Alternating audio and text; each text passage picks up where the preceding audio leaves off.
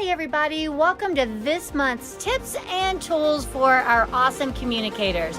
Listen in, I sure hope you enjoyed this month's training piece. Hi everyone, for those of you that don't know me, I'm Steve, and today I'm going to be talking with you about finding your one thing. Before we get started, I thought I would share with you a little experience I had this past summer. You know, I love to garden, and one of my most favorite things is to grow vegetables. And I've had a pretty good run of it. This year, however, I decided I was going to grow a lot of vegetables. I just thought I'm going to make as many different kinds as possible. Well, I got all the seeds, and I grabbed my rake and shovel, and I scratched the surface and scattered my seeds everywhere and covered them up and watered them. And, well, the bottom line is the results were not very good at all. I should have stuck to that one or two vegetables that I do really well and give them the proper attention. Speaking with audiences is very much the same. Quite often speakers stumble when they try to share too much. And that's sort of what today's talk is about. To find your one main thing and really give that the attention that it deserves. And the results are going to be tremendous. You know, if you work in an environment similar to mine, quite often you're provided with a script of what your organization really wants you to say. And when that happens, most likely there's already one key thing identified. In fact, where I'm at, and probably where you're at, they call it the bottom line. So identifying the bottom line is really valuable, and it's kind of cool that they've done it for you already. The bottom line is just a quick capture of what we're really talking about. Now, if you're given the bottom line, don't just shirk it. Really embrace it. Become friends with it. Understand what it is you're going to share and stick to it. So the bottom line should be a catchy, short phrase that sums up what your entire talk is about.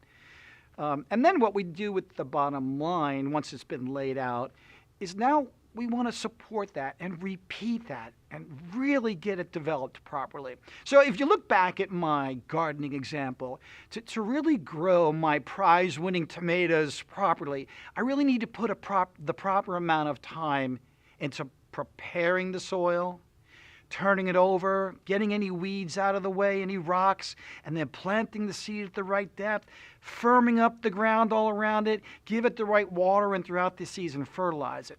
So let's relate that to a talk. What I want to do is I want to set the environment with my bottom line. I will open with my bottom line.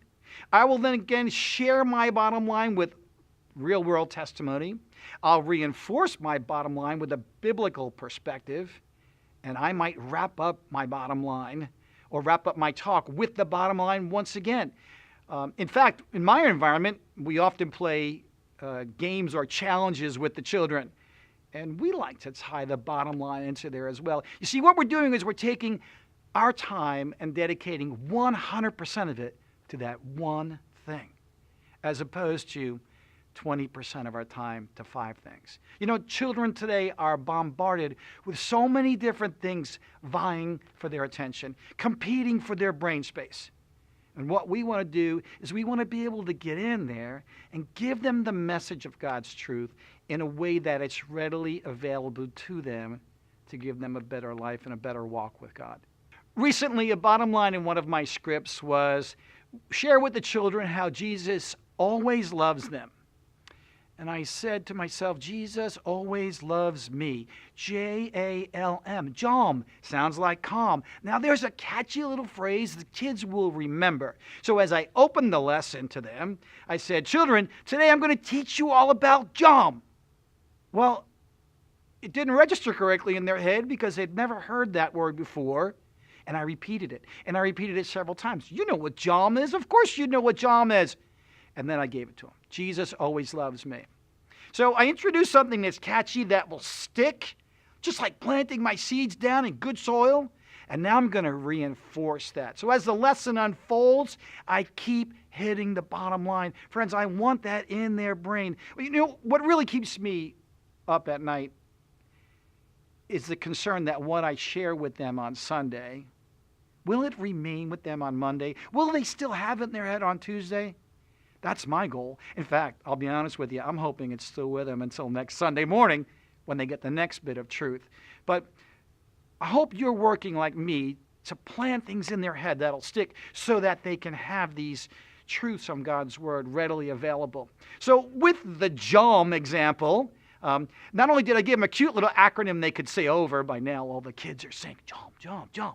It's sticking.